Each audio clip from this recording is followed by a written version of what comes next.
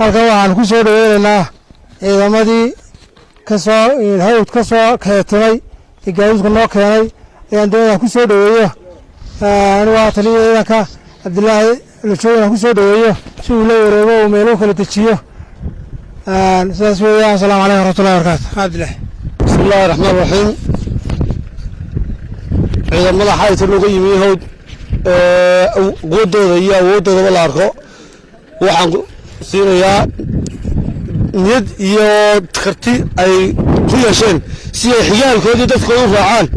oo ay uga yimaadaan ciidamada daaqoodka iyo waxaan ku yidhi muuse ma tirsada markaa waxaan kusoo dhaweynayaa ciidankan quwadooda aragtaan intaasoo nin baa xayta looga yimi waan ku soo dhaweynayaa niyad baan u dhisanaa soo dhawaada baan leenay gurigii waa timaadeen waa tashateen go'aan baa qaateen ku soo dhawaada baan leeyahay. السلام عليكم ورحمة الله. بسم الله الرحمن الرحيم. وكوا سراكيش عيدا كي ليسوا دبيان كوريتشي سركال علوجوج يو سركال مقرنسا محمد علي أيام كوريتشي عيدا كي عيدا ما كلام بدنا ويسوع سعدان الله قلبتين سو قلام بالله يابا ساس يسوع سهاوشو وحولنا إن مسبي هنا والقو سلامية أرنكين لنا واسدة عدنا عيدا كاغنا ولا عيدا كاي وحويان waxaad arkayso waa ciidan soo digaafay oo ka soo digaafay gudaha dalka ka soo digaafay weey markii ay adkaysan waayeen kulaylkii iyo qurankii iyo dhaqan xumadii lagu dhaqmayay dadka reer Soomaaliland markii ay arkeen saddexdaas sanan ee fadhiya madaxtooyada iyo hareeraheeda ay kula dhaqmayeen ay adkaysan waayeen oo ooda soo goostay weey ooda soo goostay jeel baa looga dhigay Soomaaliland baa jeel laga dhigay waayo haddii dal uu qabsado kaligii talis aan dhaqankiisu fiicnayni waxa weeyaan jeel bisu bedela dalkaas waa kuwa haddii alla ka dhigo waxa u furmi doona wixii aan haw soo jirahay waxa u furmi doona tababaradii way howlgeli doonaan intaana way soo digaafayaan waxa soo shanqaraya arkaysaa waa iyagii waxa weeyaan waxaan leeyahay haddii lagaga tagi waayo nabadgeliyo xabad ayaa lagaga tagi doonaa xabad ayaa lagaga tagi doonaa dadka reer Soomaaliland la bakhtistay laga bakhtistay xagga dhaqaale laga bakhtistay xagga xoog awoodda laga bakhtistay xagga ciidannimada ciidanka militariga laga bakhtistay xagga bilayska laga bakhtistay xagga maxaan ku raadayay wariyeyaasha iyo maxaan ku raadayay saxaafadda laga bakhtistay dhan kasta way noolaan doonaan haddii alla ka dhigo ma sha Allah haddii alla ka dhigo saaseen isku ognahay halgan bayl isku ognahay midaysan oo ku xidhan islaamnimada. Allahu akbar Allahu akbar Allahu akbar. السلام عليكم ورحمة الله وبركاته. halkan waxaan ka salaamayaa dhalinyaradan maanta u soo galay ciidamadoodan halkan degan anigu waxaan ka mid ahaan jiray ciidamada Soomaaliland taliyana waan ka ahaa maanta tanaan taliya ka ahay waxa iga soo saaray dulmi iyo cadaalad darro aan ka tirsanayo ciidanka reer Soomaaliland ciidan sharaf leh saaxiibadeedaan ka yimi ciidan sharaf leh oo wacan bay ahay laakiin Muuse madaxii ugu sareeyay oo afku taago waan la taagnaa hadii ay ka dhigo oo ay tiisiyaad barreeya ogeydeen ragana cunaygo kaarayaal wata Muuse haddaad sharcigii ilaalin weyday annaguna ilaalinayna afkaan taagnaa annaguna Allahu akbar Allahu akbar halkan ciidamadii Soomaaliland fariin baan uga diray nimankaasu niman bay ahaayeen aad iyo aad sharaf leh sidii Muuse u yimid dagaalka may bixin rajiinka xunna waa la iska ridaa leh saaxiibayaal in badan baynu soo wada halgalnay anigu dhaawacii dambeeyaan ahaa in badan baynu soo wada dagaalamna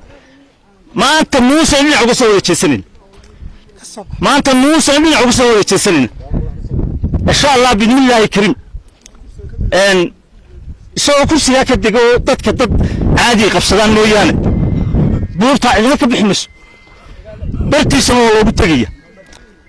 marka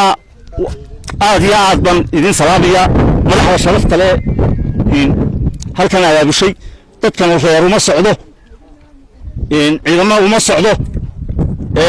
cid kale uma socdaan wixii bay doonayaan cadaalad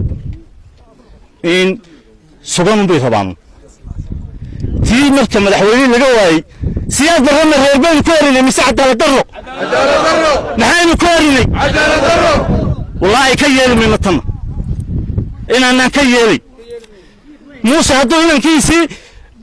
janan hoose ka dhigayoo uu waxaa leeyahay ninka booliska haystee militarigaan isku ahaan jirnay madaxda noo ahaan jiray berigii hore ma haysatid adigu hargeysa iyo somaliland janan kama tid ina muuse biixaa kaa dee janannimada ku wareeji haddaan adigu waxba ka ahayn kaana intaasaan leey saaka way insha allah bidmillaahi kariim waa guulaysanaynaa innagu dad gaara uma soconno ummad gaara uma soconno reere gaara uma soconno ciidankan ciid walba uu leey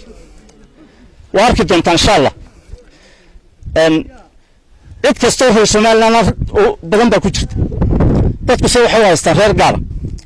waxa laala wixii dulmidiida iyo wixii la dhigay bartanaan ugu yeedhaynaa insha allah waana noo imanaya qaar badanna way joogaan oo waa kuwaa tumanaysa hakaba aad arkaysaan dhallinyarada qalbiga laga xumeeyey ee la xirayo ee qaar xiniyaa laga saaray ee hablihii suuqa lagu garaacayo waxa weeye siyaad barre kaasaynu ku diidn maantana muuse bartii noqday dad korneeladu isma bedelaan waa bartaasun assalaamu calaykum wadi salaamaya